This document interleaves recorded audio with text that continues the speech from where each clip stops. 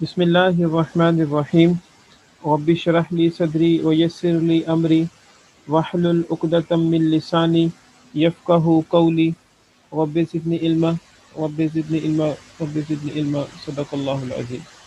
Students, previous जो 3 lecture हमने tensor पे किए हैं और टेंसर को हमने उसकी जो बेसिक टर्मिनोलॉजीज़ थी उसको सीखने की कोशिश की है, तो उम्मीद है कि आपको वो चीज़ें समझ आई होंगी। अब स्टूडेंट्स हम उसी बेसिक डेफिनेशंस को बेस बनाते हुए हम अपनी वर्किंग को आगे मूव करते हैं। नेक्स्ट टॉपिक आ रहा है रेक्टेंगुलर कोऑर्डिनेट सिस्टम। अब बेटा आपने ये रेक्टेंगुलर कोऑर्डिनेट सिस्टम ऑलरेडी पहले स्टडी किया हुआ है, लेकिन वो आपने वेक्टर एनालिसिस के अंदर या फिर फर्स्ट सेकेंड ईयर के अंदर इसको पढ़ा हुआ है, फर्स्ट ईयर सेकेंड ईयर छोटी क्लासेस में पढ़ा हुआ है। तो आज हम उसी रेक्टेंगुलर कोऑर्डिनेट सिस्टम को कंपेयर करेंगे अपने वेक्टर के रिजल्ट्स के साथ और इसको वेक्टर में स्टडी करेंगे। ठीक है, स्टार्ट कर रहे हैं। Rectangular coordinate system. From a vector analysis we are familiar with the rectangular coordinate system in which we take OX, OY and OZ as the coordinate axis and IJK the unit vectors along these coordinate axes respectively as shown in the figure 7.1। Students को यही बात कह रहे हैं कि हमने ये चीज़ें वेक्टर एनालिसिस के अंदर पढ़ चुके हैं पहले कि ये एक्स एक्सिस है, ये वाई एक्सिस है और ये जेड एक्सिस है। आई के अलॉन्ग एक्स एक्सिस के अलॉन्ग आई यूनिट वेक्टर है, वाई एक्सिस के अलॉन्ग जे यूनिट वेक्टर है और जेड एक्सिस के अलॉन्ग के यूनिट वेक्टर है।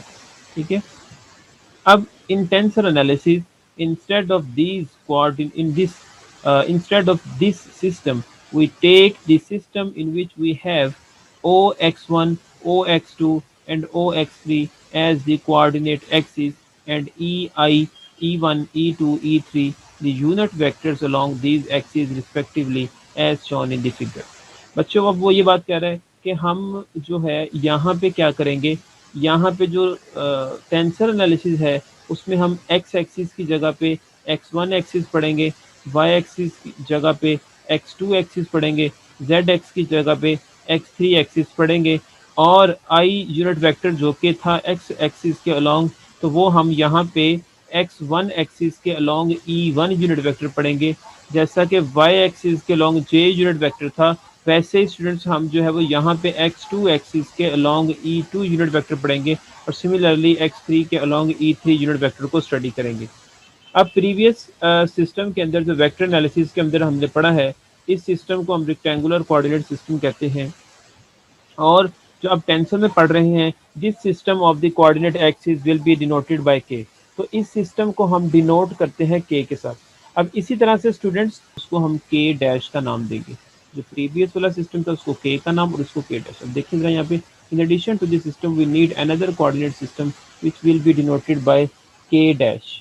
ठीक है, in this system K dash we take O X one X dash, O X two dash, O X three dash as the coordinate axis and e1 dash unit vector, e2 dash unit vector, e3 dash unit vectors, the unit vectors along these respectively as shown in the figure 7.3। अच्छा students, ये होंगे आपको। ठीक है, अब इसी तरह से बच्चों अब हमारे पास थ्योरम आ रहा है 7.4 थ्योरम है। वो कहता है ई आई डॉट ई जे, ये यूनिट वेक्टर्स हैं। वो कहता है कि आप बताएं ये इक्वल आता है डेल्टा आई जे के। डेल्टा आई जे अब आपको पता है, प्रीवियस जिसको अब याद होगा तो वो ज़रूर उसको समझ आ जाएगी। अब जिसने प्रीवियस लेक्चर नहीं सुना होगा उसको समझ नहीं आएगी इस बात की, क्योंकि ये बार बार मैंने पहले आपको बोला हुआ है बेटा, ये सारी चीज़ें प्रीवियस लेक्चर से लिंक होती हैं। आप लोगों को जब तक प्रीवियस लेक्चर की समझ नहीं आती उस वक्त तक आप नेक्स्ट लेक्चर को अंडरस्टैंड नहीं कर सकते। तो अब यहाँ पे डेल्टा आई जे का मीनिंग क्या होगा बेटा? डेल्टा आई जे में पता है कि आई जब इक्वल होगा जे के, तो वहाँ पे डेल्टा, वहाँ पे जो डेल्टा आई जे का आंसर है वो हमें पता है वो 1 होता है। ठीक है, और बच्चों जब हमारे पास जो है डेल्टा यहाँ पे आई नॉट इक्वल टू जे होगा तो तब हमारे पास इसका आंसर 0 होगा। ये बच्चों हमने बातें ये पढ़ी हुई हैं, हमें पता है इस बात का। ठीक है, कि डेल्टा आई जे की डेफिनेशन है जिसको हम क्रेनोकर डेल्टा कहते थे कि आई इक्वल टू जब जे के होगा तो आंसर 1 आता है, आई नॉट इक्वल टू जब इक्वल होगा जे के तो आंसर 0 आएगा। तो from the vector analysis we know that, हमें पता है कि आई इक्वल टू जे, जब वही पहली बात मैंने कर रहा हूँ अभी यहाँ पे प्रूफ के अंदर, जब मैंने कहा कि आई इक्वल टू जे है तो इसका मतलब है कि ई आई डॉट ई जे, तो मैं इस जे की जगह पे फिर मैं आई लिख सकता हूँ ना, ठीक है। तो e i dot e i unit vectors, तो बेटा आपको पता है कि जब हम देखते हैं ये यूनिट वेक्टर जनरल फॉर्म में बताए गए हैं, वैसे आपको तो जो फिमिलर है वो आई डॉट आई के साथ फिमिलर हो, और आपको पता है I dot I unit vector का जो आंसर आता है आई डॉट आई क्या होता है, 1 होता है ना। कैसे 1 होता है, क्योंकि हमें पता है इस बात का, जब इसको ओपन करते हैं तो आई का मैग्नीट्यूड फिर जे का मैग्नीट्यूड यूनिट वेक्टर से लिए आएंगे साथ, और साथ जो है वो इनटू कॉज ऑफ, यहाँ पे कितना आएगा बच्चों 90, सॉरी कॉज ऑफ 0 लगाना है। क्यों 0 लगाना है, क्योंकि आई और आई यूनिट वेक्टर अगर आई ऐसे है तो दूसरा आई भी इसके ऊपर ही होगा, मतलब इनके दरमियान एंगल जो होगा वो theta is equal to 0 degree होगा। तो इस वजह से बच्चों हम यहाँ पे जो है वो क्या डील करेंगे, यहाँ पे हम बच्चों थीटा की जगह पे 0 डिग्री लिखेंगे। अब कॉस 0 क्या होता है 1 होता है, और आई जे का यूनिट वेक्टर 1 होगा और आई का यूनिट वेक्टर भी 1 होगा, तो 1 मल्टीप्लाई करेंगे तो 1 ही आंसर आ जाएगा। तो इस तरह आई डॉट आई बराबर 1 पे होता है, इसी तरह जे डॉट जे बराबर 1 पे होगा, इसी तरह के डॉट के बराबर 1 होगा, ठीक है। तो अब वही बात हमने की है कि यहाँ पे बच्चों आपको पता है आई डॉट आई, तो यहाँ पे जो जनरल बात करते हैं, अभी हम पढ़ रहे थे टेंसर के अंदर, तो हम वैसे तो पढ़ते थे E1 E2 यूनिट वेक्टर और E3 यूनिट वेक्टर, जिस तरह हमारे पास कार्टेशियन के अंदर I यूनिट वेक्टर होता था, J यूनिट वेक्टर होता था और K यूनिट वेक्टर होता था, ये इसी के हमारे पास रिस्पेक्टिव आते हैं, ठीक है। लेकिन अब यहाँ पे क्योंकि प्रूफ में उसने बात हमें इस तरह कह दी है कि आपके पास ई आई डॉट ई आई है, ठीक है, ठीक है, क्योंकि उसने हमें प्रूफ करने के लिए बात ये की थी ई आई डॉट ई जे, इस वजह से मैंने अब आई को जे के साथ लिख दिया इक्वल, तो यहाँ पे आई आ जाएगा। तो अब आई डॉट आई का आंसर लेंगे बेटा, उनका एंगल सेम 0 होगा और कॉस 0 हमारे पास 1 होता है, तो इसका आंसर क्या आ जाएगा 1, ठीक है। तो हमारे पास हमें पता चल गया कि अगर हमारे पास आई इक्वल टू जे होगा तो आंसर 1 आ जाएगा। तो सिमिलरली जब आई नॉट इक्वल टू जे होगा तो तब हमारे पास आई डॉट ई जे होगा, ई आई डॉट ई जे, उस सूरत में इसका आंसर क्या होगा 0 होगा, ठीक है। सिमिलरली बच्चों वैसे ही है ई आई का मतलब यहाँ पे जैसे यहाँ पे लिखा होता है, आपसे कहा जाए जी यहाँ पे आई डॉट आई, ठीक है, इज इक्वल टू 1, इसी का मतलब सिमिलरली ऐसे ही है जे आई डॉट जे, ठीक है। तो इससे वरी नहीं होना। तो अब हम नो में पता चल गया है कि वो तो डेफिनेशन ही क्रिएट होगी हमारे पास, जो हमारे पास डेल्टा की थी कि जब आई इक्वल टू जे होगा तो आंसर 1 आएगा, जब आई नॉट इक्वल टू जे होगा तो आंसर 0 आएगा। देयरफॉर हम कह सकते हैं कि e i dot E j which is equal to delta I j, और साथ अब लिख देंगे ये कैसे लिखा है आपने, by definition, by using the definition of delta I J, ठीक है, इस तरह लिख देंगे। अब सिमिलरली बच्चों वो यही बात कह रहा है कि हमारे पास E I dash dot E J dash ये भी equal to delta I J होंगे, जिस तरह हमने इसको प्रूव किया, ठीक है। तो ये पेपर में एमसीक्यूज में आ सकता है कि ई आई डॉट ई जे ये इक्वल किसके होता है, तो नीचे 4 ऑप्शन दिए उसने, डेल्टा आई जे, डेल्टा आई के, डेल्टा आई डेल्टा आई इंटू थीटा, तो इस तरह कोई भी एमसीक्यू बन सकते हैं और इसका सही आंसर जो होगा डेल्टा आई जे आंसर इसका करेक्ट आंसर होगा, ओके। नेक्स्ट है बच्चों डायरेक्शन को साइंस। बच्चों ये डायरेक्शन को साइंस ये वही टॉपिक है जो आप लोगों ने पहले भी पढ़ा हुआ था, ये सेकेंड ईयर के अंदर चैप्टर नंबर 7 के अंदर। अब डायरेक्शन को साइंस अगर आपको याद हो वहाँ पे, तो आपने पढ़ा था कि वो होते थे cos square alpha plus cos square beta plus cos square gamma is equal to 1 होता है, ये आपने बात पढ़ी हुई है। Cos square alpha plus cos square beta plus cos square gamma which is equal to 1, और यहाँ पे अल्फा बीटा गैमा ये आपके पास डायरेक्शन एंगल्स थे, ये क्या थे डायरेक्शन एंगल्स थे, और ये हमारे पास डायरेक्शन कोसाइंस है, कॉस अल्फा कॉस बीटा और कॉस गैमा। जब इनका स्केयर लेते हैं तो उन सम करते हैं तो इनका आंसर इक्वल टू 1 आता है। ये हमने वेक्टर एनालिसिस में बात पढ़ी हुई है और सेकंड ईयर में चैप्टर नंबर 7 में बात पढ़ी हुई है। अब बच्चों यहाँ पे अब इन्हीं रिलेशंस को, ये रिलेशन और ये रिलेशन हमारे पास, इसको हम अब टेंसर की फॉर्म में लिखेंगे। अब देखो उसने कैसे प्रूव किया हुआ है। उसने सिंपली सारे प्रूफ के अंदर देखो सिर्फ एक चेंजिंग की है, वो ये की है बच्चों कि उसने स्टूडेंट्स यहाँ पे जब उसने डायरेक्शन एंगल कोसाइन समझाने लगा है तो उसने यहाँ पे लिख दिया है। अब हम जो पढ़ा था हमने वो यहाँ पे एक्स एक्सिस पढ़ा था x1 की जगह पे, और e1 की जगह पे हमने i पढ़ा था, x2 की जगह हमने y पढ़ा था, e2 की जगह पे हमने जो है वो यहाँ पे j यूनिट वेक्टर पढ़ा था, और z वेक्टर की जगह z एक्सिस की जगह पे यहाँ पे उसने x3 एक्सिस डाला हुआ है, फिर e3 यूनिट वेक्टर की जगह पे हमने k यूनिट वेक्टर स्टडी किया था। और हमने ये भी पढ़ा था बच्चों कि एक्स एक्सिस के साथ, और यहाँ पे हमने कहा कि ये सेंटर पे ओरिजिन है, और रीजन से हमने एक वेक्टर लिया जिसको पी पॉइंट का नाम दिया, और उस वेक्टर को हमने स्टूडेंट्स आर का नाम दिया। ठीक है, और इसको आर का जब नाम दे दिया तो आपको पता है कि इस वेक्टर के साथ और एक्स एक्सिस के साथ जो एंगल बनेगा उसको हमने पढ़ा था वहाँ पे अल्फ़ा। ठीक है, यहाँ पे उसे हमने कह दिया अल्फ़ा 1।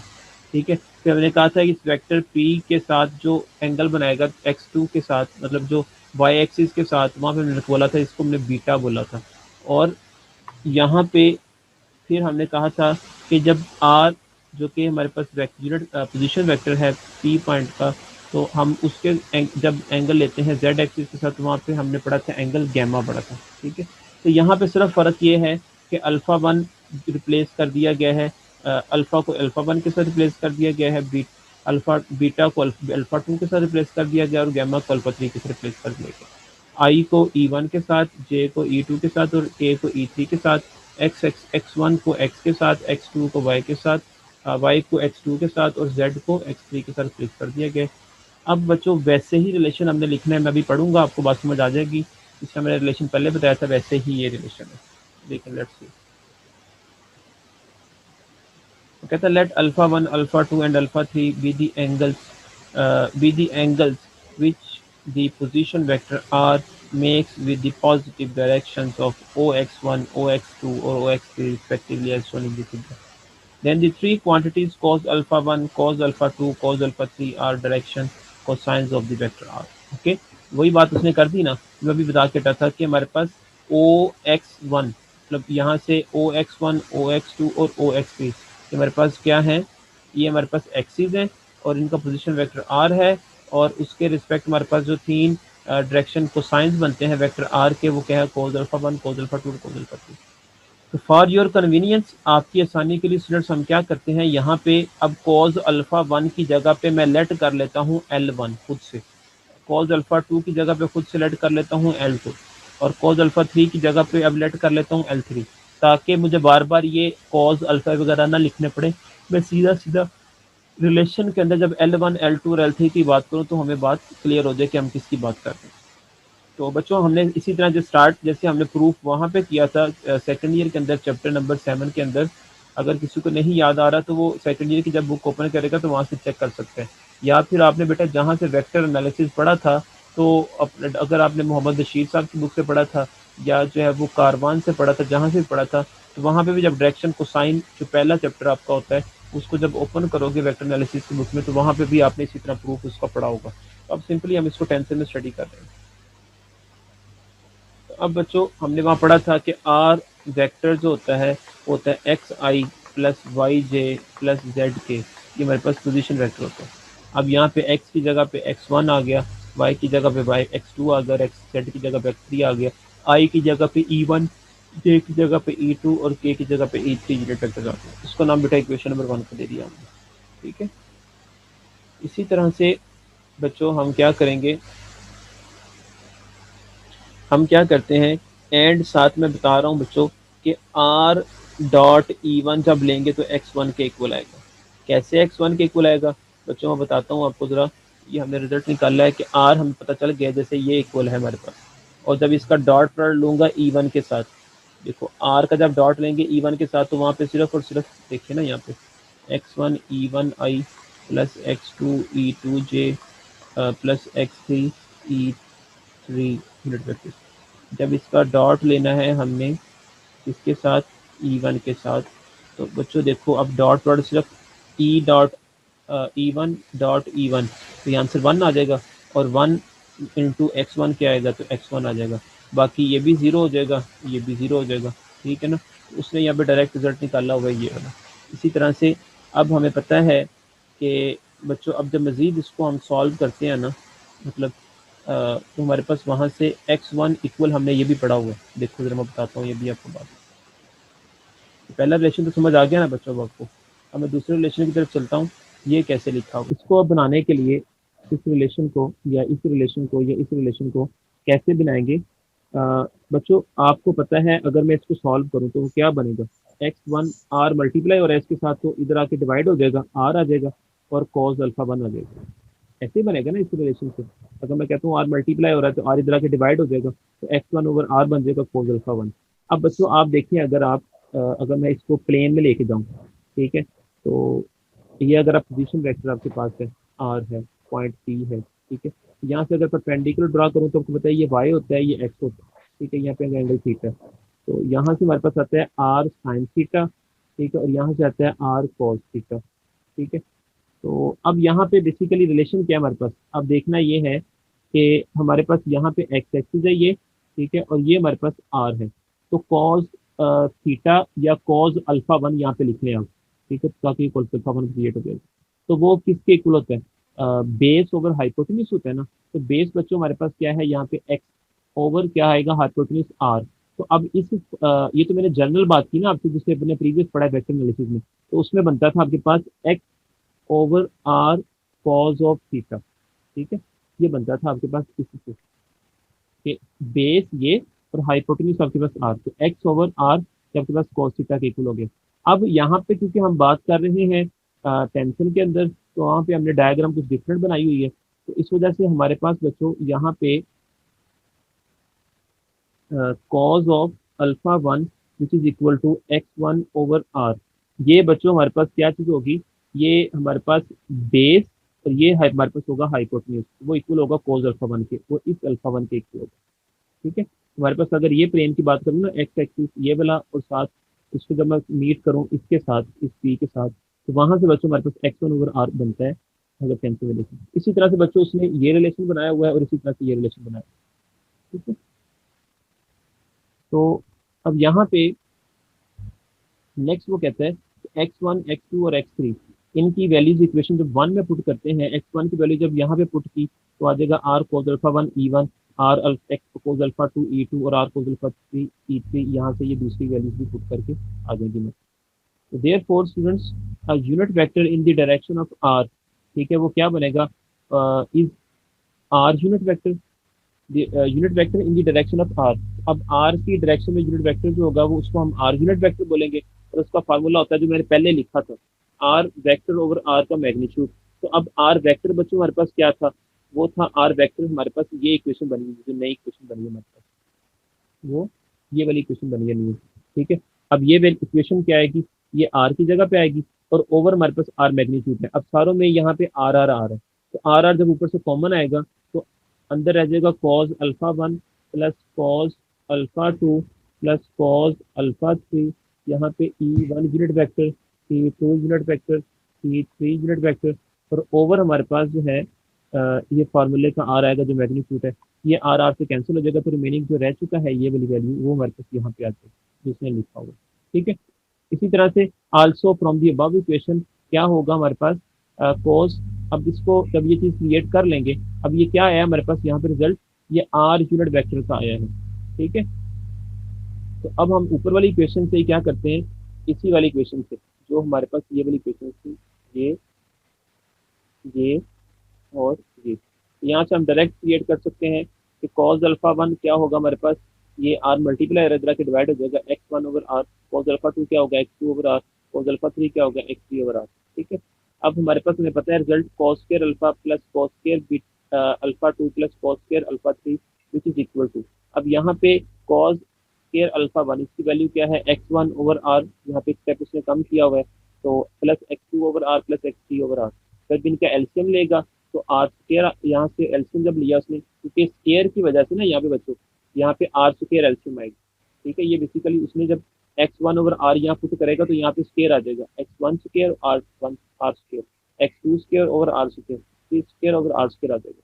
तो यहाँ पे एलसीएम आर स्क्वायर आ गया, तो ऊपर वाला x1² plus x2² plus x3², तो ये हमारे पास किसके इक्वल होता है, ये हमारे पास ये हमें पता है आर स्क्वायर के इक्वल होता है, ठीक है। क्यों ऐसे इक्वल होता है, क्योंकि अगर हम यहाँ पे इसका मैग्नीट्यूड लें इस आर का, तो बच्चों हमारे पास क्या आएगा यहाँ पे, इसका जब मैग्नीट्यूड लेंगे, देखें यहाँ पे इसकी बात कर रहा हूँ, तो वो क्या आएगा बच्चों, यहाँ पे आएगा R magnitude is equal to x1² plus x2² plus x3², ठीक है। फिर दोनों तरफ जब स्क्वायर रूट लेंगे तो आर स्क्वायर आ जाएगा और x1² plus x2² plus x3² create हो जाएगा, तो ये चीज़ क्रिएट होती है, ठीक है।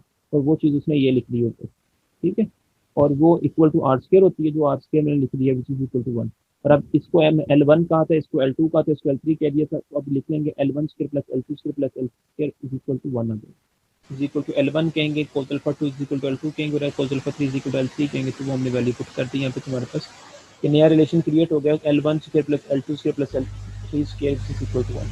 तो अब इसी तरह बच्चों ये पेपर में एमसीक्यू आ सकता है कि L1² plus L2² plus L3² is equal to किसके होता है, आपको पता ना चाहिए 1 के इक्वल होता है। आपसे पूछा जा सकता है cos alpha 1 which is equal to क्या होगा, तो वहाँ से आपको पता ना चाहिए कि x1/r के इक्वल होता है, ठीक है। आपसे पूछा जा सकता है कि x1² plus x2² plus x3² which is equal to किसके होगा, तो आपको पता होना चाहिए कि वो आर स्क्वायर के इक्वल है। ये जितने भी छोटी छोटी चीज़ें जो है ना आपको जो बता रहा हूँ थ्योरम्स के अंदर, वो आपको याद होनी चाहिए। आपसे पूछा जा सकता है जी r.e1 which is equal to किसके होगा, आपको पता होना चाहिए कि x1 के इक्वल होना चाहिए। r cos alpha 1 which is equal to किसके होगा, तो x1 के इक्वल होना चाहिए, आपको पता होना चाहिए। फिर आपसे यहाँ पे एक और बात पूछी जा सकती है, वो उसने यहाँ पे नहीं लिखी हुई, कि यहाँ पे अल्फा 1, यहाँ पे जो एंगल है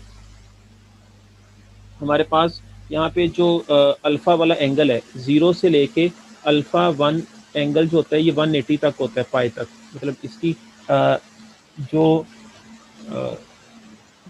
जो इसकी आंसर आ सकता है, अल्फा की वैल्यू जो पुट कर सकते हैं ना हम यहाँ पे, इस अल्फा 1 की जगह पे जो वैल्यू पुट कर सकते हैं वो 0 से लेके 180 तक पुट कर सकते हैं। इसी तरह से हम जो है वो 0 से लेके अल्फा 2 की वैल्यू जो है वो भी 180 तक पुट कर सकते हैं, और इसी तरह से 0 से लेके अल्फा 3 की जो वैल्यू है वो भी 180 तक पुट कर सकते हैं। तो मतलब कहने का ये तीनों स्टूडेंट्स हमारे पास जो है यहाँ पे ये इनकी वैल्यूज अल्फा 1 की जगह कौन सी आ सकती है, 0 से लेके 180 तक, मतलब इनकी ये डोमेन है अल्फा 1 की, अल्फा 2 की और अल्फा 3, ठीक है। ये भी एमसीक्यू पॉइंट ऑफ व्यू के लिहाज से आपने ध्यान में रखिएगा, ठीक है। ये बुक में नहीं लिखी हुई थी, मैंने वो कंफर्म कर दी, जैसे आपने प्रीवियस पढ़ा हुआ वैसे ये चीज़ है। अब नेक्स्ट है स्टूडेंट्स, अब नोट में देखें, thus we have shown that the unit vector in the direction of r has its component the direction cosines of the r and the sum of the square of the direction cosines is unity, ठीक है। वही बात उसने लिख दी है, इस चीज़ को उसने स्टेट कर दिया है, मतलब उसको इंग्लिश में बयान कर दिया जैसे ये लिखा होगा नोट में। बच्चों वो ये बात कह रहा है the direction cosines of x1 axis, ठीक है। डायरेक्शन कोसाइंस x1 एक्सिस के क्या होंगे, 1 0 0, ठीक है। अब देखो x1 एक्सिस है तो इसके डायरेक्शन कोसाइंस क्या होंगे, x1 एक्सिस के अलोंग जो है वो सिर्फ e1 ही होता है, मतलब यूनिट वेक्टर इसका e1 का 1 होता है, बाकी क्या होंगे यहाँ पे e2 s एक्सिस के लॉन्ग और e3 ये क्या होंगे 0 होंगे। तो फिर मैं कह सकता हूँ यहाँ पे x एक्सिस के लॉन्ग जो कोसाइन जो होंगे हमारे पास डायरेक्शन कोसाइन जो होंगे वो 1,0,0 होगा। x2 एक्सिस के लॉन्ग क्या होंगे 0,1,0 और x3 एक्सिस के क्या होंगे 0,0,1। तो ये इसके डायरेक्शन कोसाइंस हैं एक्सिस के लॉन्ग, ठीक है जी बच्चों।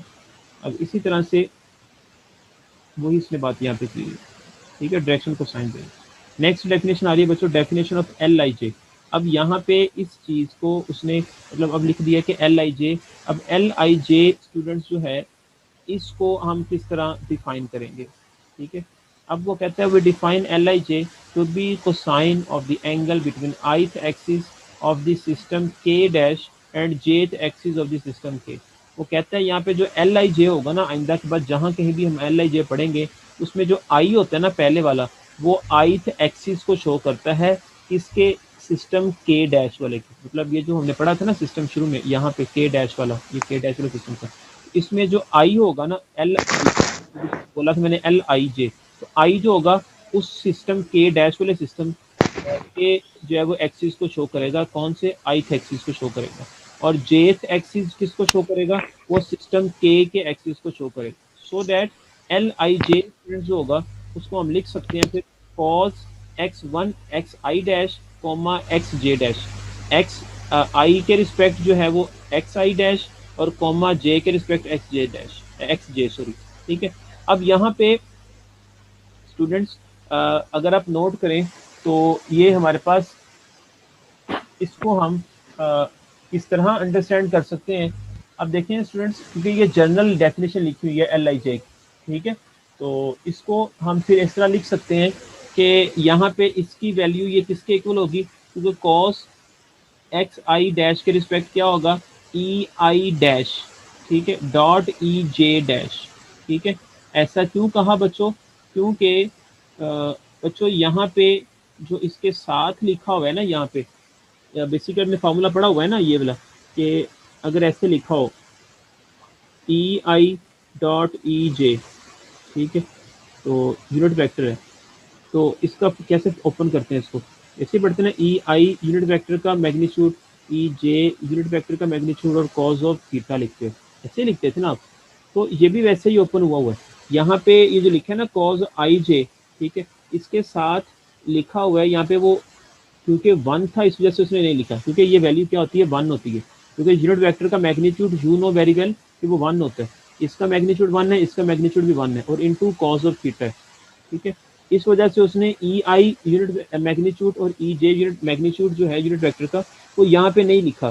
क्यों नहीं लिखा, क्योंकि यहाँ पे वन होता है, ठीक है। और उसने अब जब यहाँ पे लिख दिया, अगर यहाँ पे ऐसे लिखा हो जैसे अभी मैं बता रहा हूँ आपको, तो फिर यहाँ पे क्या होगा, ई आई मैग्नीट्यूड यूनिट वेक्टर का और ई जे मैग्नीट्यूड यूनिट वेक्टर का, यहाँ पे डैश आएगा, ठीक है।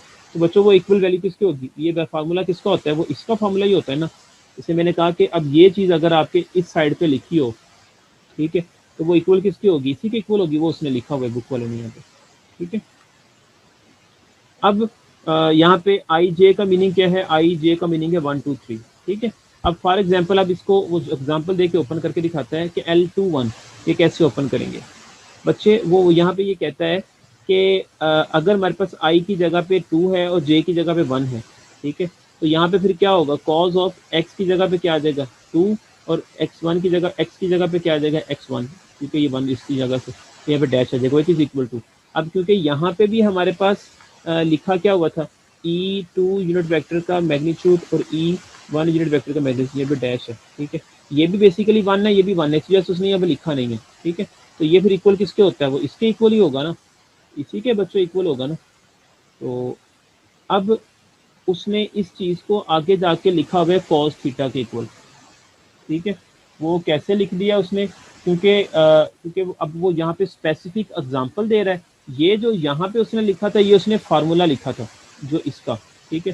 फिर उसके बाद उसने इस फार्मूले को हल करके ये लिख दिया E2 डैश और डॉट E1 डैश, ठीक है। अब हमें पता है कि इसको अगर हम ओपन करते हैं तो वो क्या होता है, इसको अगर ओपन करेंगे तो बनेगा E2 डैश ये magnitude dot into E1 unit vector का मैग्नीट्यूड कॉस ऑफ थीटा। अब ये 1 होता है, ये भी 1 होता है, 1 इंटू 1 होगा इंटू कॉस थीटा रह जाएगा, इसलिए सिंपली इसने यहाँ पे कॉस थीटा ही लिख दिया। तो where theta is the angle between, अब उसने बता भी दिया कि थीटा क्या है, क्योंकि एग्जांपल जनरल ले रहा है वो, तो आपसे बता दिया कि वो थीटा एंगल है x2 और x1 के रिस्पेक्ट, ठीक है।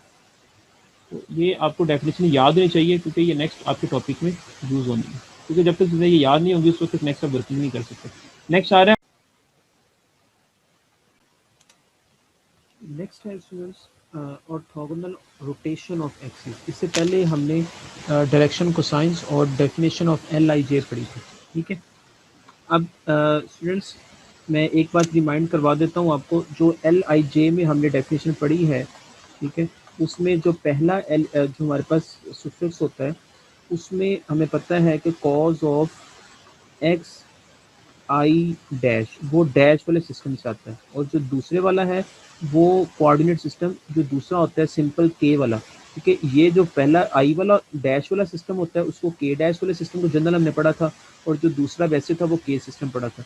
तो जो पहला एलिमेंट सुफिक्स होता है वो डैश वाले सिस्टम से आता है, और जो दूसरा होता है वो दूसरे वाले सिस्टम से आता है, एक्स जे आएगा। और इसको मज़ीद अगर हम ओपन करते हैं तो वो आता है answer E i unit vector dot E J unit vector.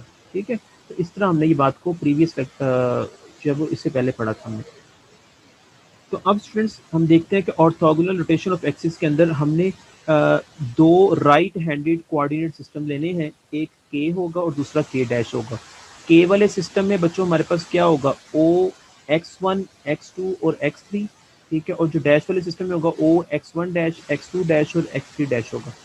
बच्चों शायद मैंने प्रीवियस लेक्चर में आपको बताया था कि जो डैश वाला सिस्टम होता है वो नेगेटिव सिस्टम होता है और ये दूसरा होता है। बेटा वो शायद मुझे लगता है गलत बता दिया मैंने वहाँ पे। आपने सिंपली ज़हन में रखना है कि जिस तरह के सिस्टम हमने पढ़ा है ओ x1 x2 और x3 वाला, इसमें भी नेगेटिव, इसमें x1 के ऑपोजिट जो होगा वो नेगेटिव होगा, x2 के ऑपोजिट नेगेटिव होगा, x3 के ऑपोजिट नेगेटिव होगा। और इसी तरह डैश वाले सिस्टम में होगा x1 डैश के ऑपोजिट नेगेटिव होगा, x2 डैश के ऑपोजिट नेगेटिव होगा और x3 डैश वाले सिस्टम के ऑपोजिट नेगेटिव होगा। यहाँ पे ये सिस्टम दो डिफरेंट सिस्टम है, ठीक है, बस डिफरेंट मतलब उनमें थोड़ा सा फर्क करने के लिए हमने एक में डैश नहीं कहा, एक में हमने डैश कह दिया, ठीक है। तो ये बात अपने क्लियर कर लेंगे। यहाँ पे दो सिस्टम लिए, राइट हैंडेड सिस्टम के और के डैश, ठीक है, और उनके रिस्पेक्टिव यूनिट वेक्टर्स जो होंगे, आपको पता है कि x1 के रिस्पेक्ट होगा वो e1, इसके रिस्पेक्ट x2 के रिस्पेक्ट e2 होगा और इसके रिस्पेक्ट यूनिट वेक्टर जो होगा e3 होगा। और डैश वाले के रिस्पेक्ट क्या होगा, e1 डैश e2 डैश और e1 e3 डैश। मतलब x1 डैश के रिस्पेक्ट जो यूनिट वेक्टर होगा e1 dash, x2 unit vector के x2 जो कोऑर्डिनेट है डैश जो है वो उसके रिस्पेक्ट यूनिट वेक्टर होगा e2 डैश, और x3 कोऑर्डिनेट जो डैश जो कोऑर्डिनेट है उसके रिस्पेक्ट यूनिट वेक्टर जो होगा e3 डैश होगा, ठीक है। ये सारे फिक्स हैं रिलेटिव टू ईच अदर। मतलब फिक्स का मतलब ये है कि x1 और x2 और x3 ये फिक्स हैं। मतलब कि x1 आपको पता है कि जब कोऑर्डिनेट सिस्टम की जनरल वैसे बात करें तो उनके दरमियान हर एक के दरमियान एंगल कितना होता है, 90 होता है। ऐसे पढ़ा था ना आपने, x axis, y axis, z axis, ठीक है। तो यहाँ पे कह दिया सिर्फ x1 x2 और x3, तो इनके दरमियान बच्चों जो एंगल होगा आपस में वो सारे 90 डिग्री होगा।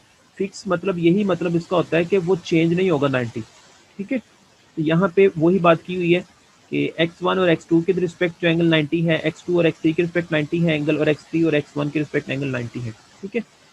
तो हमने करना ये है बच्चों, क्योंकि ऑर्थोगोनल रोटेशन पढ़ रहे थे। ऑर्थोगोनल का बच्चों मतलब होता है मतलब जिसमें एंगल 90 डिग्री हो, मतलब परपेंडिकुलर की बात करते हैं, ठीक है। और रोटेशन मतलब हमने रोटेट करना है एक्सिस को, तो हम क्या करते हैं यहाँ पे x1 एक्सिस को रोटेट करते हैं। मतलब जो हमारे पास सिस्टम जो था के वाला सिस्टम, ठीक है, उसमें जो किसी एक एक्सिस को पकड़ा, फर्ज करो मैंने x1 एक्सिस को पकड़ा, यहाँ से होल्ड किया, मैंने पकड़ लिया, पकड़ने के बाद मैंने इसको रोटेट किया। तो बच्चों जब इसको रोटेट करूंगा, रोटेट कहाँ तक करना है, रोटेट इस तरह करना है कि x1 एक्सिस किसके ऊपर आ जाए, x1 डैश के ऊपर आ जाए। मतलब जो हमारे पास x के वाला एक्सिस है, मतलब ये जो के वाला सिस्टम है उसको इस तरह रोटेट करना है कि वो सिस्टम के डैश के ऊपर आ जाए।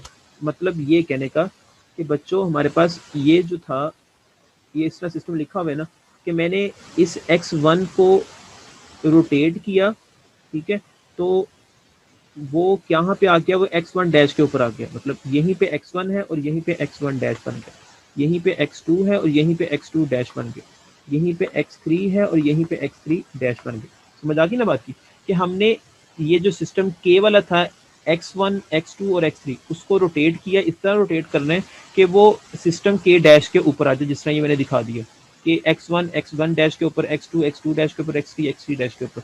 लेकिन जो इनका जो एंगल है x1 और x2 का ये चेंज ना हो, मतलब ये 90 ही रहे, ठीक है। तो इसको फिर हम बोलेंगे रोटेशन ऑफ एक्सिस। ओके, ये बात क्लियर होगी ना स्टूडेंट्स आपको। अब इसी तरह से नेक्स्ट जो बात कर रहे हैं हम, let the direction cosines of. अब हमने डायरेक्शन कोसाइंस बेसिकली देखने हैं।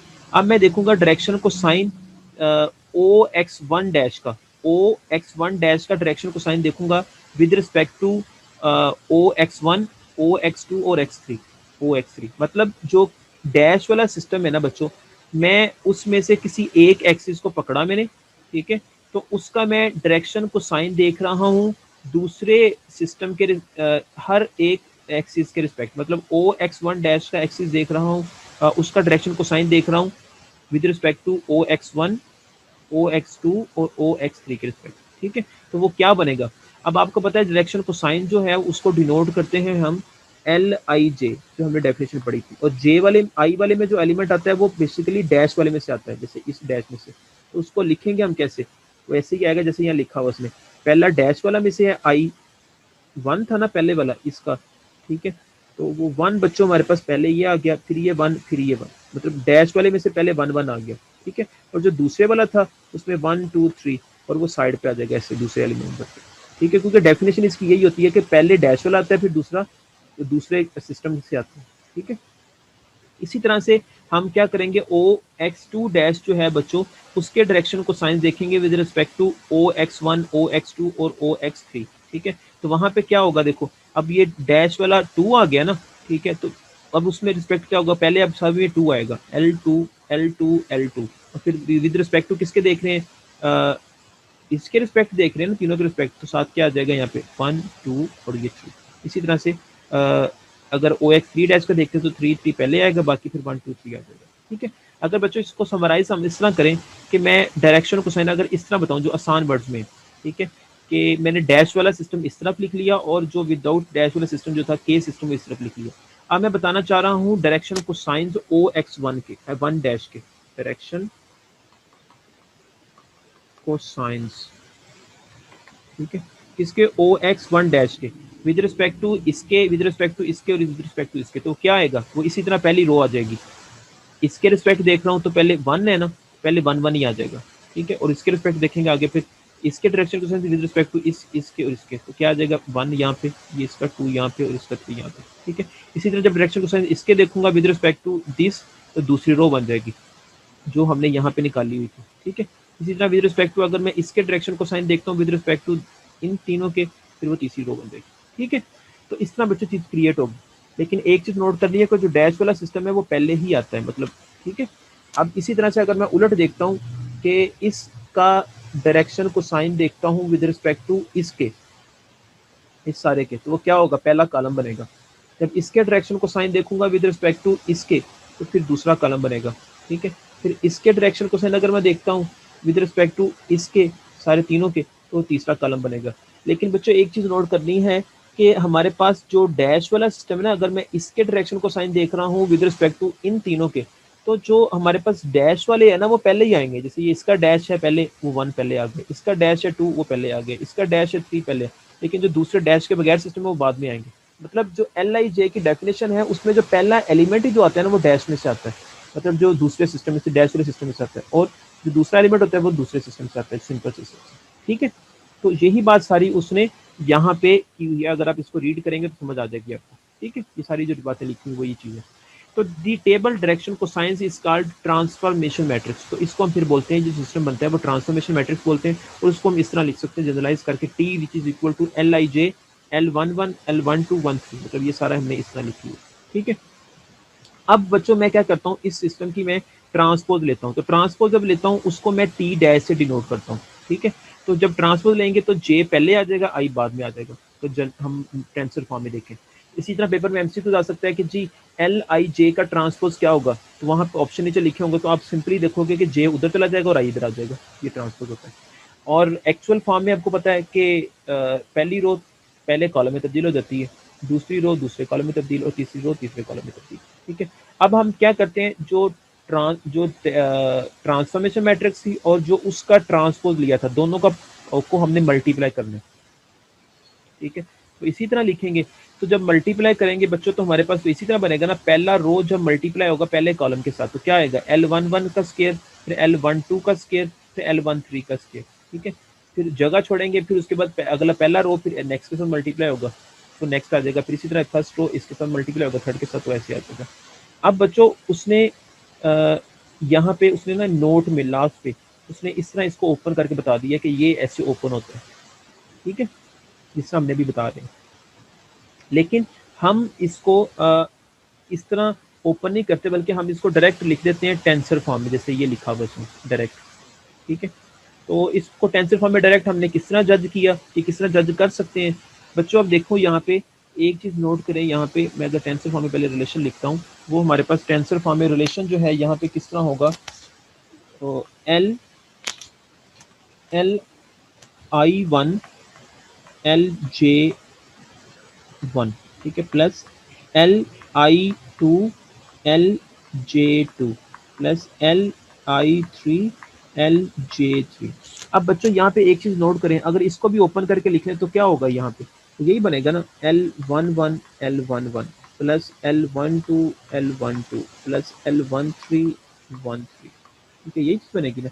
अब बच्चों एक चीज नोट करें यहाँ पे कि जो यहाँ पे ये 1 आ रहा है, ये वाला 1, ठीक है, और ये लास्ट वाला ये 1, ठीक है, फिर इसी तरह ये 2, फिर इधर से लास्ट वाला 2, ठीक है, इधर से ये लास्ट वाला, ठीक है, इधर से ये लास्ट वाला, ठीक है, ये सेम आ रहे हैं, मतलब यहाँ पे 1 1, यहाँ पे 2 2, ये 3 3। और आपको पता है ये तो डिमी इंडेक्स के इंडेक्स को इस तरह हम लिखते हैं, मतलब ओपन फॉर्म में लिखते हैं। इसी तरह आप देखें यहाँ पे ये सेकंड एलिमेंट ये 1 1, ठीक है, इसी तरह ये 2 2, ठीक है, इसी तरह से ये 3 3, ठीक है, ये डिमी सारे शो हो रहे हैं, मतलब सेम सेम है ना, 1 1, इसी तरह 2 2, ठीक है, इसी तरह से फिर ये 3 3, ठीक है।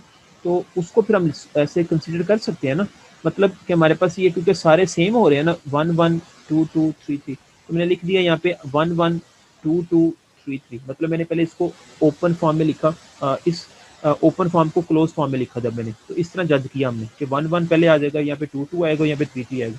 लेकिन जो बाकी हैं वो हमारे पास फ्री इंडेक्स हैं, तो मुझे नजर आ रहा था यहाँ पे, देखिए यहाँ पे अगर जरा वो क्या शो हो रहे हैं, वो फ्री इंडेक्स हो रहे हैं। जैसे यहाँ पे पहले उसने शो करवाया हुआ है, यहाँ पे 1 है, ठीक है, और यहाँ पे भी 1 है, ठीक है। उसके बाद बच्चों इसी तरह से यहाँ पे 1 है, यहाँ पे 1 है, यहाँ पे 1 और यहाँ पे 1, ठीक है। तो मतलब कहने का ये हमारे पास फ्री इंडेक्स हो रहे थे I J, ठीक है। तो अब बच्चों इसमें हम लिखते हैं इसको मजीद कैसे हैं, कैसे ओपन करते हैं, हम इसको इस तरह लिख सकते हैं, फॉर, मैं कहता हूँ अगर फ्री इंडेक्स में आई हमारे पास क्या होगा, 1 2 3 होगा, और जे भी क्या होगा, 1 2 3 होगा। पहले मैं आई को I1 फिक्स कर देता हूँ, ये मैंने फिक्स कर लिया, ठीक है, और मैं जे को वेरी करवाता हूँ, जे को वेरी करवाता हूँ। वेरी का मतलब क्या, अब देखो अगर मैं आई को फिक्स कर दिया मतलब 1 1, अब जहां जहां पे ये एलिमेंट जनरल देखता हूँ, ये आई और ये आई, अब सारों में मैंने क्या लिख दिया, 1 1, ये 1 आ गया। उसके बाद यहाँ पे 1 और यहाँ पे 1। इसी तरह से अगर आप इसमें देखो तो यहाँ पे 1, यहाँ पे 1, यहाँ पे 1, इसी तरह से यहाँ पे 1, यहाँ पे 1 और यहाँ पे 1, ठीक है। मैंने आई को फिक्स करवा दी, ठीक है जी। और पहली रो के लिए, क्योंकि ये शो करवाता है आई वाला, ये पहली रो आती है आई में से जब y 1 होता है। जब फिक्स करते हैं आई को 2 तो दूसरी रो बनती है, और आई को जब फिक्स करते हैं तो ये तीसरी रो बनती है, ठीक है, पूरी की पूरी। और जब वेरी जे को करवाते हैं तो जब मैं पहला J1 लिखूंगा तो मेरे पास पहला एलिमेंट बनेगा, फर्स्ट एलिमेंट, ठीक है। अब देखो जे की जगह पे आप 1 लिखें, देखो जे हमारे पास क्या था, ये सिर्फ था ना जे, जिसकी जगह आपने 1 लिखना है, ये देखो ये जे की जगह 1, फिर उसके बाद जे की जगह पे 1, ये जे की जगह पे मैं क्रॉस लिख रहा हूँ उसको, यहाँ पे 1, ठीक है। तो वो पहला एलिमेंट बन गया। इसी तरह से जब मैं जे की जगह पे 2 फिक्स किया, मतलब जे को 2 लिखा मैंने, तो वो मेरे पास सेकंड एलिमेंट बन जाएगा। देखो ये देखो जे की जगह पे 2, ये 2, ये 2।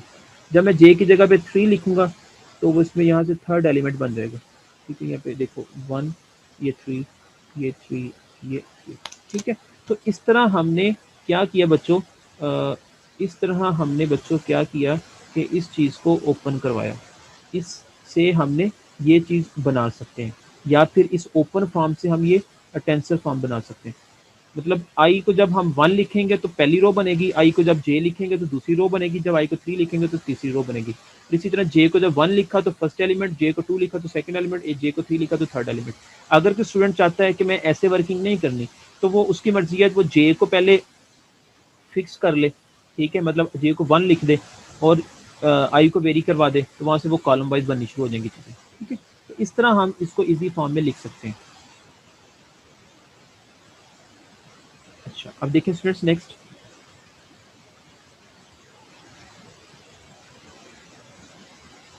तो हमारे पास अब देखें यहाँ पे, और वो जो मैंने बनाई थी प्रोडक्ट, वो थी इनर प्रोडक्ट थी यहाँ पे बच्चों। यहाँ पे जो ये मल्टीप्लाई हो रहे हैं ना, ये बेसिकली इनर प्रोडक्ट है। अब इनर प्रोडक्ट आपने वर्ड सुना हुआ है चैप्टर 7 में, जो कि मैथमेटिकल मेथड में। तो inner product basically simple dot product की होती है। इनर प्रोडक्ट को बेसिकली डॉट प्रोडक्ट बोलते हैं। जिससे डॉट प्रोडक्ट मल्टीप्लाई होती है ना आपस में, वो कम्यूटेटिव होती है, वैसे इनर प्रोडक्ट होती है। तो ये चीज़ देख ली। अब इसको मजीद सिंप्लीफाई फॉर्म में लिख लिया। देखो अब 1 1 2 2 3 3 आ रहे हैं ना, तो अब इसकी जगह हम के लिख सकते हैं। अब ये जो जर्नल प्रोडक्ट थी इसकी, उसको हमने अब इस सिंपली इस फॉर्म में लिख दिया, इस फॉर्म में। ठीक है, तो अब बच्चों ये जो फॉर्म आ गई है, अब इतनी बड़ी प्रोडक्ट जो थी, जिसने पूरा ऐसे पेज वहाँ से भरा हुआ था, तो वहाँ से हमने अगर इस चीज़ को लिख दिया टेंसर फॉर्म में, तो समझ आ जाएगी कि हमारे पास ये प्रोडक्ट इसी की शो हो रही है। अब यहाँ पे के क्या है, डिमी है, और आई और जे क्या है, फ्री इंडेक्स है। तो अब इसको मजीद हम ओपन करते हैं। जैसे हमने एल आई जे की डेफिनेशन पढ़ी थी, तो उसके अकॉर्डिंग आपको पता है एल आई के। अब यहाँ पे जे की जगह पे के है, तो आई जो पहले वाला होता है वो आपको पता है डैश वाले सिस्टम से आता है, जिसको बोलते हैं ई आई डैश यूनिट वेक्टर। दूसरे वाला ई के आ गया। इसी तरह से इसको देखेंगे तो ई जे डैश और ई के आ गया। अब ये क्योंकि डॉट प्रोडक्ट है, तो वो इसको इधर लिख लें, उसको उधर लिख लें, तो नो प्रॉब्लम, वो उसने लिखा होगा। अब बाद में ब्रैकेट उसने ओपन कर दी, उसने साथ रीजन दी कि अगर ऐसे चीज लिखी हो हमारे पास ई आई डॉट इंटू ई आई, तो इसको जब मल्टीप्लाई करेंगे तो वो आई डॉट आई 1 हो जाएगा और इंटू के आ जाएगा। इंटू सिर्फ यहाँ पे ए आ जाएगा, क्योंकि ये 1 और ये ए आ जाएगा। इसी तरह यहाँ पे उसने किया ई के डॉट ई के, मतलब मल्टीप्लाई जब होगा तो 1 हो गया। मतलब इतना एलिमेंट हमारे पास क्या बच्चों बन गया, 1। और पीछे हमारे पास क्या रह गया, ई आई डैश यूनिट वेक्टर और ई जे यूनिट डैश यूनिट वेक्टर। ठीक है, और ये चीज़ आपको पता है कि हमारे पास क्या बनाती है, ये बच्चों बनती है ई डेल्टा आई जे। ठीक है, E I dash dot E J dash, ये किसके इक्वल होता है बच्चों, अगर इसको हम देखें तो वो डेल्टा आई जे के इक्वल होता है। ठीक है, कैसे इक्वल होता है बच्चों, आपको पता है कि आई और जे हमारे पास यहाँ पे दोनों फ्री इंडेक्स हैं। ठीक है, जब मैं यहाँ पे आई की जगह पे पहले 1 लिखूंगा, ठीक है, और जे को वेरी करवा दूंगा, ठीक है, तो हमारे पास वो इसी तरह का फॉर्मेट बनेगा ना। ठीक है, मतलब वो ये बनेगा, मतलब अगर मैं आई को 1 लिखता हूँ, आई को अगर मैं 1 लिखता हूँ, तो जे हमारे पास, देखिए यहाँ पे मैं फिक्स करता हूँ, आई अगर मैं 1 फिक्स कर लिया, क्योंकि ये फ्री में भी 3 तक जाते हैं ना, आई जे, ऐसे जे भी 1 2 3। तो जब मैंने आई को फिक्स कर लिया, तो वो क्या बनेगा मेरे पास, ई 1 डैश इंटू ई जे को वेरी करवा रहा हूँ, ये फिक्स करवा दिया मैंने। ठीक है, तो क्या आएगा यहाँ पे 1, ये पे जे है, इसको मैं लिखने लगा हूँ। अब देखें E 1 dash unit vector dot E 1 आ गया पहले। ठीक है, इसी तरह से E 1 dash unit vector E 2 आ गया। ठीक है, is equal to E 1 dash unit vector dot E 3 आ गया। ठीक है, यूनिट वेक्टर। तो ये चीज़ हमारे पास फिर यहाँ पे दरमियान में आएगा, प्लस प्लस लिखना था मैंने, वो बराबर लिखता जा रहा हूँ, ये प्लस प्लस आएगा। ठीक है, तो ये हमारे पास आई फिक्स के साथ ये मेरे पास रिजल्ट आ गया। इसी तरह जब आई 2 फिक्स करूंगा तो फिर इसी तरह का रिजल्ट आएगा, फिर जब आई 3 फिक्स करूंगा तो फिर इसी तरह का रिजल्ट आएगा। लेकिन इसमें अब चीज़ नोट करने वाली है कि आपको पता है कि आई डॉट आई या आई डॉट आई पता है आपको 1 होता है, या जे डॉट जे 1 होता है, या के डॉट के 1 होता है। और अगर हम टेंसर में देखें तो ई 1 डॉट ई 1 या डैश डाल दें यहाँ पे तो 1 होगा, ई 2 डॉट ई 2 ये 1 होगा। ठीक है, इसी तरह ई 3 डॉट ई 3 यूनिट वेक्टर ये 1 होगा। तो अगर ये डिफरेंट होंगे तो वो 0 होगा। तो यहाँ पे यही चीज़ है कि ई 1 डैश और ई 1, ये इसका आंसर क्या आ जाएगा, 1। ठीक है, इसका आंसर क्या आ गया, 1। ये भी 0, ये भी 0। इसी तरह से जब मैं जे को आई को 2 लिखूंगा, ठीक है, तो वहाँ पे सिर्फ जे वाला जो होगा 2 2 वाला वो 1 बन जाएगा, इसी तरह वो 3 बन जाएगा। अब इन तीनों चीज़ों को हम इस तरह मैट्रिक्स फॉर्म में भी लिख सकते हैं। जैसे यहाँ पे हमने लिख सकते हैं कि 1 0 0 0 1 0 0 0 1। ठीक है, तो इसमें अब बनेगा क्या, डेल्टा मतलब ये बनेगा 1 1, ठीक है। यहाँ पे बनेगा डेल्टा 1 2, यहाँ पे बनेगा डेल्टा 1 3, यहाँ पे बनेगा delta 2 1, delta 2 2, delta 2 3, delta 3 1, delta 3 2, delta 3 3, ठीक है। तो अब सेम वाले क्या बन गए, हमें पता था डेफिनेशन में ना डेल्टा की, जब सेम होते हैं तो 1 1 बन गए, तब बाकी डिफरेंट सारे जीरो हो गए। तो यहाँ पे यही काम हुआ है स्टूडेंट्स, यहाँ पे यही काम हुआ है कि हमारे पास ये जो इसको हमने जब ओपन किया तो जनरल फॉर्म में लिख दिया डेल्टा आई जे, और वो इसको हमने कैसे समराइज किया ये ई वाले को, कैसे ये ई आई डैश से ई जे डैश से ये डेल्टा आई जे बना, तो वो मैंने आपको ओपन करके बता दिया यहाँ पे। सॉरी, यहाँ पे जे के साथ भी डैश था, तो यहाँ पे भी डैश आप लिख लें, सभी में डैश डैश ही आ जाएगा इससे, ठीक है। तो वहां से हमारे पास ये इस तरह के रिजल्ट्स बनते हैं, ये इस तरह के, और इसको फिर हम मैट्रिक्स फॉर्म में लिख लेते हैं जिस तरह ये मैंने बना के दिखा दिया, ठीक है। और अब उसने डायरेक्ट रिजल्ट फिर लिख दिया डेल्टा आई जे को मैट्रिक्स फॉर्म में, और उसने लिख दिया आई, और ये आई ही बनता है ना आई। ये क्या है, बेसिकली हमारे पास आइडेंटिटी मैट्रिक्स है, और आइडेंटिटी मैट्रिक्स कौन सी है, ये ऑर्डर 3 की है। क्यों? क्योंकि शुरू में हमारे पास ऑर्डर 3 के मैट्रिक्स था, 3 by 3 का, जिनकी प्रोडक्ट हो रही थी, तो एंड पे आंसर भी ऑर्डर 3 का ही आएगा। और ये देखो ना, आइडेंटिटी मैट्रिक्स ही बनती है ना, आइडेंटिटी मैट्रिक्स हमने यही पढ़ी ना, 1 0 0 0 1 0 0 0 1, ठीक है। तो यही चीज बन गई हमारे पास। उम्मीद है कि बच्चों ये आपको बातें समझ आ गई होगी। नेक्स्ट है स्टूडेंट्स, अब जितने भी बातें हमने पढ़ी हैं, अब उसको वो क्या कर रहा है, अब वो उसको स्टूडेंट्स वर्ड फॉर्म में लिख रहा है। देखो, the matrix T T dash is the 3 by 3 identity matrix I, its principal diagonal, जो मेन डायगोनल था, ठीक है, वो 1 1 था, यूनिटी था, अभी मैंने दिखाया था आपको, वो यूनिटी बना था, और बाकी सारे एलिमेंट 0 0 थे। और इसका अब अगर ऐसे हो कि अगर हमारे पास प्रिंसिपल डायगोनल स्टूडेंट्स जो 1 1 हो और यूनिटी हो और बाकी सारे एलिमेंट 0 हो, तो इसका मतलब ये होता है कि ट्रांसपोज मैट्रिक्स टी डैश जो होगी वो इनवर्स होगी टी। अगर स्टूडेंट्स की कभी भी मैट्रिक्स के अंदर, ये मैट्रिक्स की प्रॉपर्टी है मैट्रिक्स में, कि अगर प्रिंसिपल डायगोनल 1 1 हो, अगर बच्चों प्रिंसिपल डायगोनल 1 1 हो और बाकी सारे एलिमेंट्स 0 0 हो, ठीक है, जिसको हमने आइडेंटिटी मैट्रिक्स बोला हुआ है, तो बच्चों क्या होता है, उसमें जो ट्रांसपोज मैट्रिक टी डैश जो होती है ना, इसकी जो ट्रांसपोज मैट्रिक टी डैश होगी वो इनवर्स होगी टी की, ठीक है। मतलब अगर मैं इसको ठीक है ना, तो सो इन मैट्रिक्स अलजेब्रा, ये बात मैंने मैट्रिक्स अलजेब्रा में पढ़ी हुई है, ये कब होती है, जब हमारे पास ये कंडीशन आई बनती है, उस सूरत में हमारे पास जो इसका T dash transpose matrix inverse होगी टी की, ठीक है जी। और साथ हमने ये भी पता है कि T is an orthogonal matrix, जो हमने शुरू में जो टी मैट्रिक्स ली थी वो हमारे पास ऑर्थोगोनल मैट्रिक्स है। ऑर्थोगोनल मैट्रिक्स मतलब ये होता है कि हमारे पास ऑर्थोगोनल मैट्रिक्स में बच्चों हमने ये बात पढ़ी थी, शायद आपको चैप्टर 7 याद हो, जब आपने बीएससी में पढ़ा था इनर प्रोडक्ट स्पेस वाला चैप्टर, उसमें आपने 7.2 एक्सरसाइज से पहले पढ़ा था ऑर्थोगोनल मैट्रिक्स की डेफिनेशन क्या थी। ऑर्थोगोनल मैट्रिक्स किसको बोलते हैं? ऑर्थोगोनल मैट्रिक्स में ये होता था कि हमारे पास अभी जैसे मैंने बताया आपको कि जो सेम जो डेल्टा ऑर्थोगोनल मैट्रिक्स बेसिकली वो डेल्टा आई जे के इक्वल होती है, और उसमें होता क्या है कि अगर आई इज इक्वल टू जे हो तो आंसर 1 आता है, और आई नॉट इक्वल टू जे हो तो आंसर 0 आता है। तो अब यहाँ पे देखिए हमारे पास इस सूरत में आई 1 1 2 2 और 3 3, इस सूरत में हमारे पास आंसर 1 1 है, बाकी सारों सूरतों में आंसर क्या है, 0 0 आता है, ठीक है जी।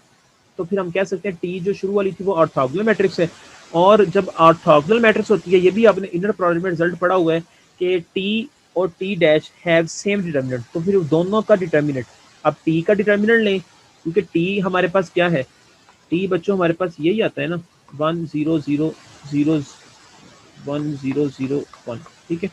इसका डिटर्मिनेंट लो आप, ठीक है, वो डिटर्मिनेंट सेम होगा as compare to T dash के, वो भी बेसिकली वो भी यही चीज़ है।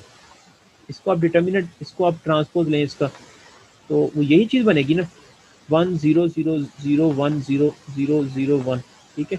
तो इसका डिटर्मिनेंट सेम होगा, और वो डिटर्मिनेंट होगा क्या वो भी बता देता हूँ, क्योंकि बच्चों आपने ये भी मैट्रिक्स में प्रॉपर्टी पढ़ी थी कि अगर हमारे पास कोई आइडेंटिटी मैट्रिक्स है तो उसका डिटर्मिनेंट कैसे निकालते हैं, उसका डिटर्मिनेंट आइडेंटिटी मैट्रिक्स पढ़ी हुई है या फिर आपने पढ़ा हुआ था वहाँ पे कि ट्राइएंगुलर मैट्रिक्स है। ट्राइएंगुलर मैट्रिक्स इसको बोलते हैं कि ऐसी मैट्रिक्स जिसके मेन डायगोनल में, ठीक है, कुछ भी लिखा हो लेकिन मेन डायगोनल के अलावा ऊपर भी जीरो हो और नीचे भी जीरो हो, ठीक है।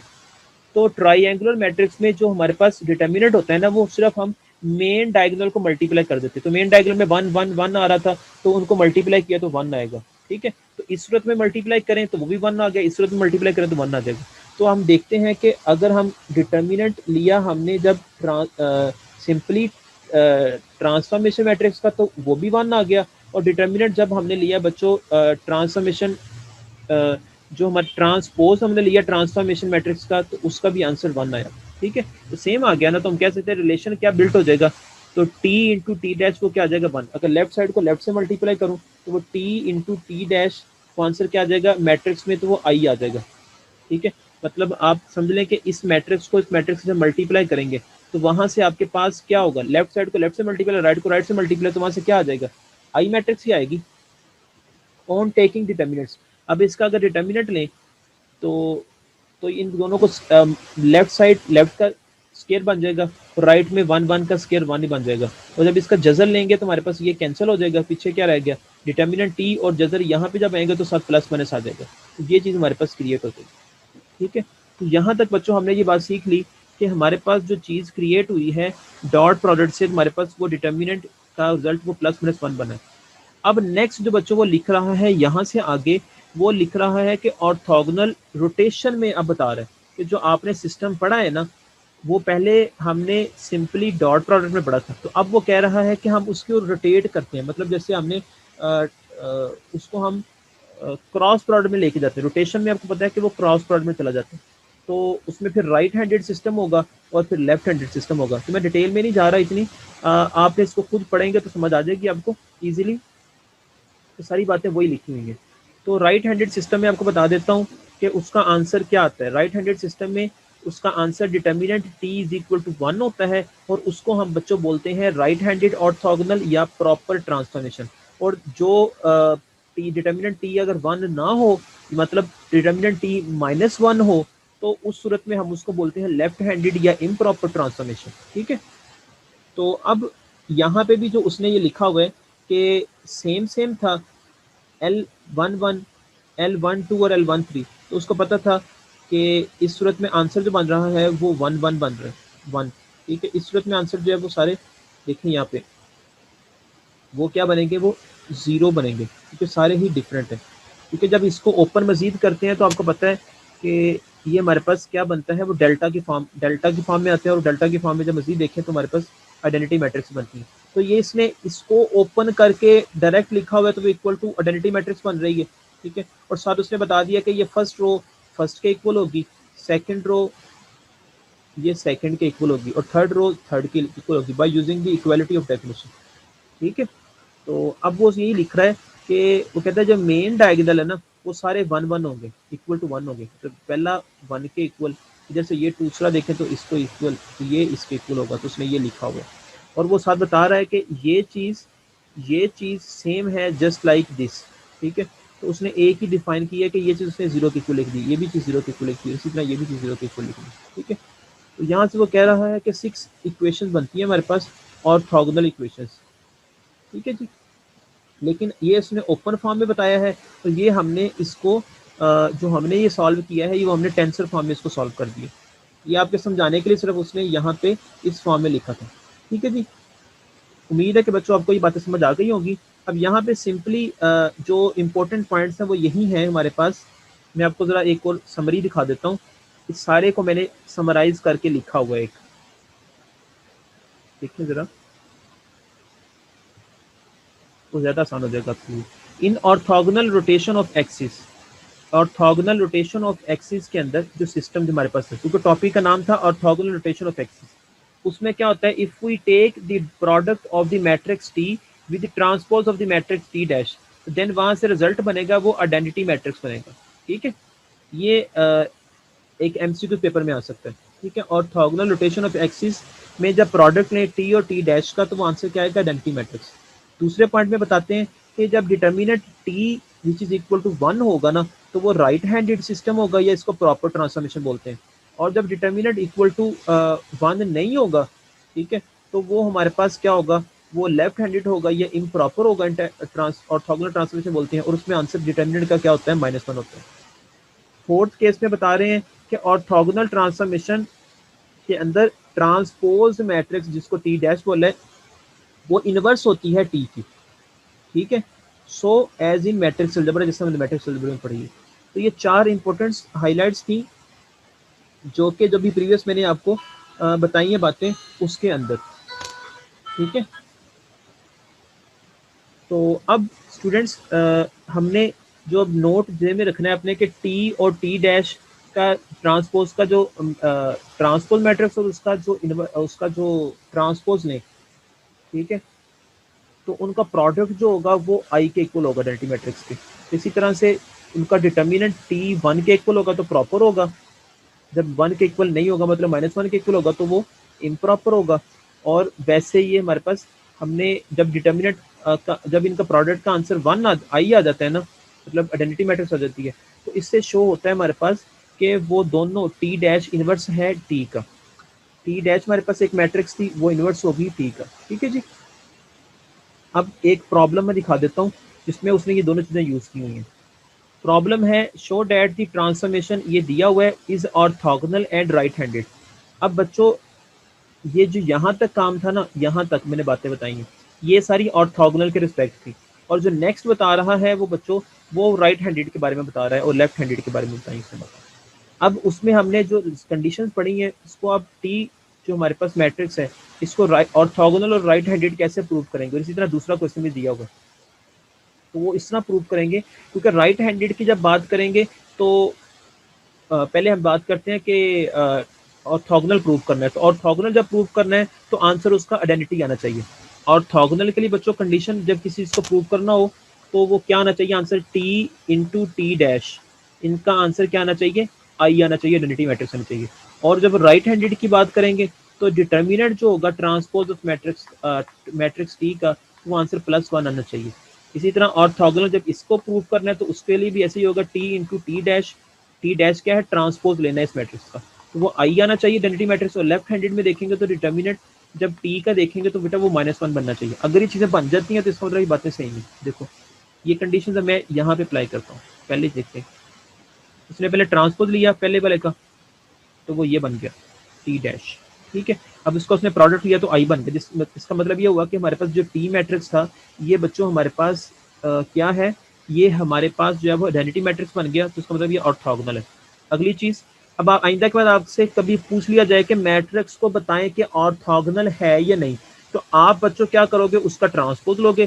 ट्रांसपोज लेने के बाद आप उनको देखोगे, उसका आंसर अगर आइडेंटिटी आ जाता है तो आप बोलोगे कि वो ऑर्थोगोनल है, ठीक है। अगर पूछा जाए जी राइट हैंडेड भी है तो उसके लिए आप डिटर्मिनेंट लोगे उसका टी का, तो वो देखें वो हमारे पास डिटर्मिनेंट क्या आना चाहिए, इसको ओपन करना आपको आता है, ये आपने फर्स्ट ईयर के अंदर पढ़ा वो ओपन करना, ठीक है। तो वो आंसर इसको ओपन करने के बाद आंसर क्या आ जाएगा, इसका 1 आ जाएगा, ठीक है।